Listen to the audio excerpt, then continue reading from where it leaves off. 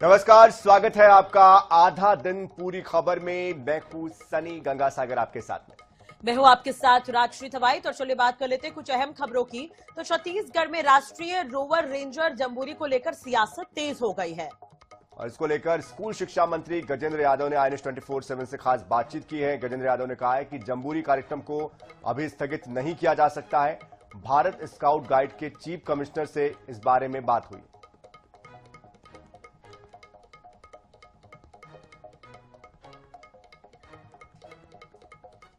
छत्तीसगढ़ में 9 जनवरी से राष्ट्रीय जम्बूरी का आयोजन किया जाना था। इस वक्त हमारे साथ शिक्षा मंत्री गजेंद्र यादव जी।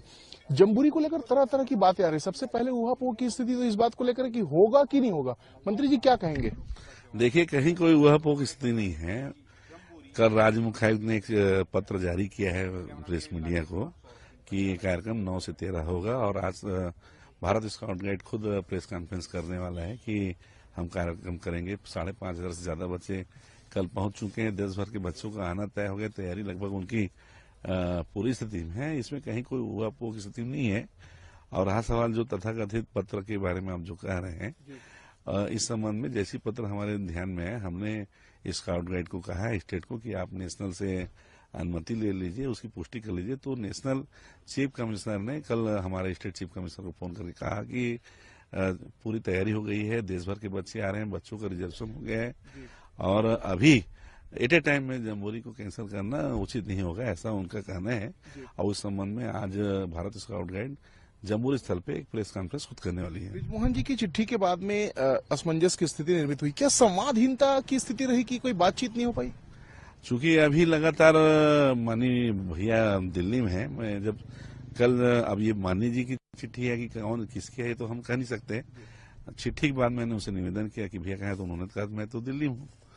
और माननीय बृजमोहन भैया कहने के बाद उनसे एक बार मैं व्यक्तिगत खुद मिलूंगा और उनसे जरूर चर्चा करूंगा कि क्या विषय है। और वो कोई चूंकि हमारे बहुत वरिष्ठ हैं, मार्गदर्शक हैं, उनकी बातों को बिल्कुल हम मानेंगे, क्यों नहीं मानेंगे। अब लेकिन ये कहा जा रहा है कांग्रेस के द्वारा कि बहुत अंतर्द्वंद है, विवाद है, अलग अलग गुट भारतीय जनता पार्टी में निकलकर सामने आ गए।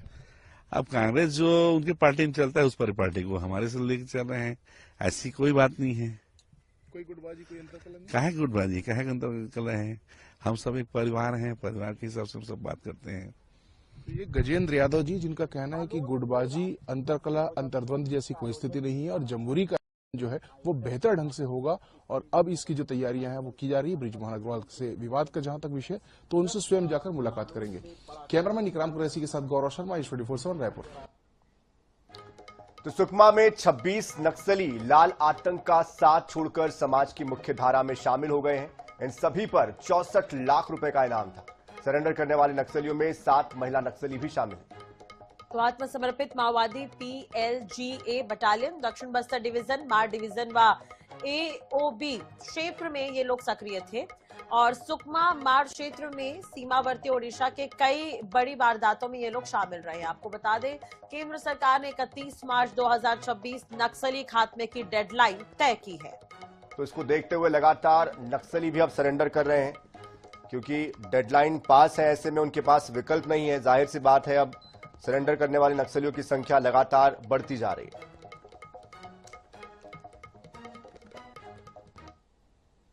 पुलिस और CRPF द्वारा जो लगातार नक्सल अभियान चलाए जा रहे हैं, उसके अलावा जिले में जो कैंप खोले गए हैं उससे प्रभावित होकर आज 26 नक्सलियों ने आत्मसमर्पण किया है। इन 26 नक्सलियों में 7 महिला नक्सलियों का भी समावेश है।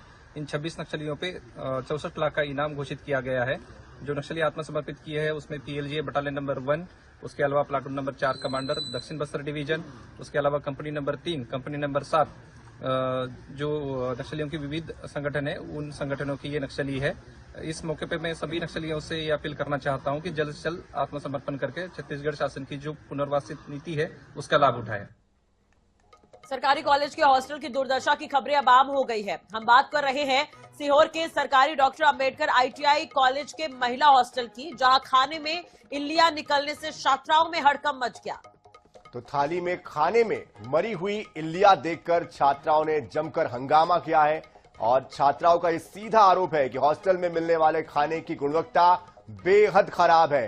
जिस तरह से ये तस्वीरें आप देखकर खुद ही अंदाजा लगा लीजिए क्या इस तरह का खाना ये जो खाना परोस रहे अधिकारी है, जो व्यवस्थाएं दे रहे, जो सिस्टम है, क्या वो इसको खुद स्वीकार कर पाएगा क्या?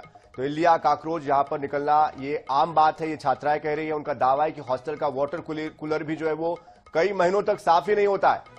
कुल मिलाकर हॉस्टल की जिम्मेदारी छात्राओं की जो सेहत है उसके साथ जो जिम्मेदार है वो खिलवाड़ कर रहे हैं और पूरी तरीके से अब इस पर उनका जो गुस्सा है वो फूटा है।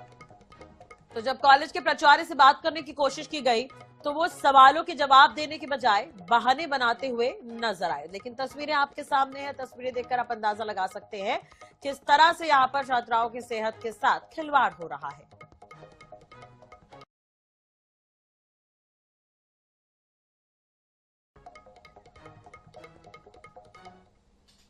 खाने को लेकर जो उन्होंने शिकायत की थी, तो अभी हमने आके खाना टेस्ट किया, उनके साथ हमने खाना भी खाया। हमारे यहाँ जो भोजन निगरानी समिति है उन्होंने सबने, और मैंने भी आया और मैं साथ में उनके खाना खाया।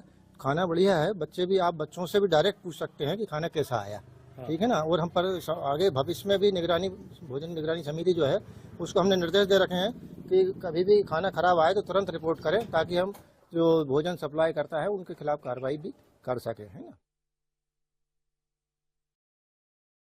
शहर इंदौर में जहरीला पानी पीने से हुई बच्चों की मौत के बाद अब उमरिया में भी नगरीय प्रशासन को पानी की शुद्धता को लेकर जागरूक रहने के लिए निर्देश दिए गए। लेकिन उमरिया में सप्लाई होने वाला पानी कितना सुरक्षित है और शुद्ध है, इसकी पड़ताल नहीं हो रही है।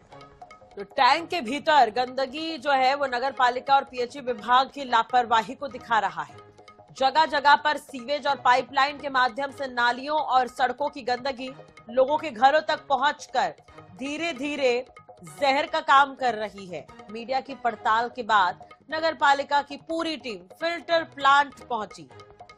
तो नगर पालिका के सीएमओ ने शुद्ध पानी देने का संकल्प लेते हुए शुद्ध पानी सप्लाई की गारंटी दी है। तो देखिए, इंदौर में इतना बड़ा हादसा हो गया, 17-18 लोगों की मौत हो गई, 300 लोग अस्पताल में अब भी इलाज कर रहे हैं, लेकिन बावजूद इसके कोई गंभीरता पानी को लेकर दिखाई नहीं जा रही है। लगातार शिकायतें पहले भी होती रही है, लेकिन शुद्ध पानी के लिए अब भी उमरिया के लोग तरस रहे हैं।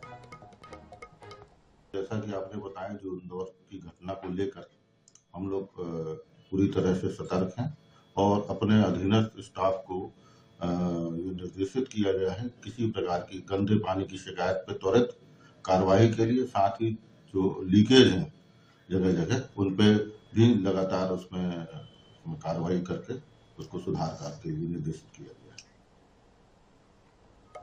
मंडला का नाम बदलकर महिष्मती नगर किए जाने की कथित योजना के विरोध में मंगलवार को गोंडवाना गणतंत्र पार्टी ने प्रदर्शन किया। पार्टी कार्यकर्ताओं ने कलेक्ट्रेट परिसर के बाहर नारेबाजी की।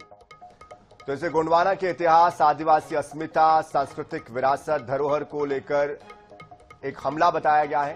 प्रदर्शन में बड़ी संख्या में कार्यकर्ता, आदिवासी समाज के लोग शामिल हुए।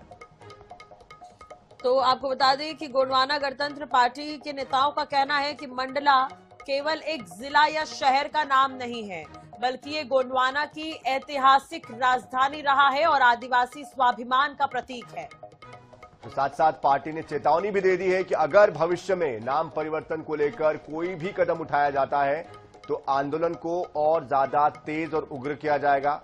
पूरा विवाद अक्टूबर माह से शुरू हुआ। मंडला में आयोजित कलचुरी समाज का जो कार्यक्रम था वहां से शुरू हुआ था और इस कार्यक्रम में पीएचई मंत्री संपत्ति उइके शामिल हुई थी। कार्यक्रम में इसी दौरान बयानों के बाद मंडला का नाम बदलने को लेकर चर्चा हुई थी। अब इसे धीरे धीरे और राजनीतिक और सामाजिक विवाद का रूप ले लिया है। तस्वीर आप देख सकते हैं, आदिवासी स्वाभिमान का प्रतीक इसे बताया जा रहा है। मंडला का नाम बदलेगा, अभी भी यह सवाल है, लेकिन उससे पहले ही विरोध जो है वो देखने को मिल रहा है। मध्य प्रदेश के आदिवासी भाइयों ने एकजुट होकर यहाँ पर जो आक्रोश रैली निकाली है, उसका प्रमुख कारण है कि भारतीय जनता पार्टी की सरकार और संघ परिवार मंडला का नाम परिवर्तन करने का प्रयास कर रहा है। इसका नाम परिवर्तित करके महिष्मती करना चाहता है। नाम परिवर्तन करने से मंडला का इतिहास गुम हो जाएगा और यहाँ पर जो गोंड जनजाति है, गोंड जनजाति की संस्कृति, सभ्यता, भाषा, उस पर संकट खड़ा हो जाएगा। सहस्त्रधारा में इनकी बैठक हुई कलचुरी समाज की। वहाँ माननीय प्रभारी मंत्री प्रदीप जायसवाल जी और माननीय संपत्ति के पीएचई मंत्री, इनकी सभी की उपस्थिति में वहाँ ऐसा वीडियो भी आया और उसी डेट पे कलेक्टर की आईडी से ये नाम परिवर्तन का एक न्यूज आई। गोंडवाना गणतंत्र पार्टी ने आज जो ज्ञापन सौंपा है उसका मुख्य मुद्दा है कि मंडला जिले का नाम महेशमती नगर न किया जाए। ऑफिशियली इस तरह की कोई कार्रवाई चल भी नहीं रही है। कल उसका स्पष्टीकरण भी जारी हो गया है। ऑफिस में ऐसी कोई कार्रवाई नहीं चल रही है। ज्ञापन दे दिया है और अब धीरे धीरे डिस्पर्स हो रहे हैं।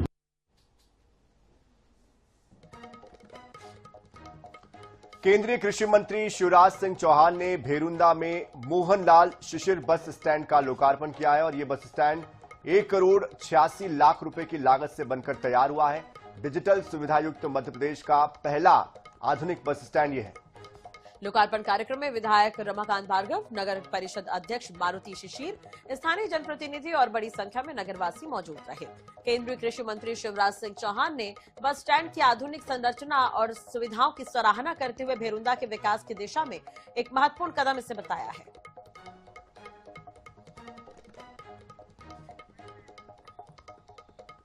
एक बार पुनः उसका लोकार्पण हमारे मध्य प्रदेश के जननायक आदरणीय शिवराज सिंह चौहान साहब ने आज उसका लोकार्पण किया है और नगर भेरुंदा को बस स्टैंड की सौगात दी है, जहां पर कि 4 प्लेटफॉर्म है। हर प्लेटफॉर्म के अलग अलग रूट हैं। उसी रूट पे बसें आएंगी। स्वर्गीय मोहनलाल शिशिर जी के नाम पर बस स्टैंड का लोकार्पण हुआ है। अलग अलग स्थान के लिए अलग अलग बस स्टैंड में बस जाने की व्यवस्था है। मिनिमम जितनी व्यवस्था होनी चाहिए सारी नगर पंचायत ने की है और यहाँ की दुकानें भी एक ही रंग में रंग गई है। इसके साथ ही फिलहाल इस बुलेटिन में इतना ही। ताजा खबरों के लिए, अपडेट्स के लिए आप बने रहिए INS 24/7 के साथ। नमस्कार।